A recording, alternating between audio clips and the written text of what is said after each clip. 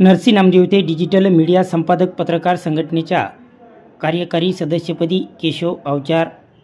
हिंगोली जिल्ह्याच्या नरसी नामदेव येथे आज दिनांक 3 एप्रिल वार गुरुवारी रोजी सकाळी 11 वाजता डिजिटल मीडिया संपादक पत्रकार संघटनेची बैठक संपन्न झाली असून या बैठकीमध्ये केशव अवचार यांची कार्यकारिणी सदस्यपदी निवड सर्वानुमते करण्यात आली असून मान्यवरांच्या हस्ते त्यांचा सत्कार करून नियुक्तीपत्र देण्यात आले आहे।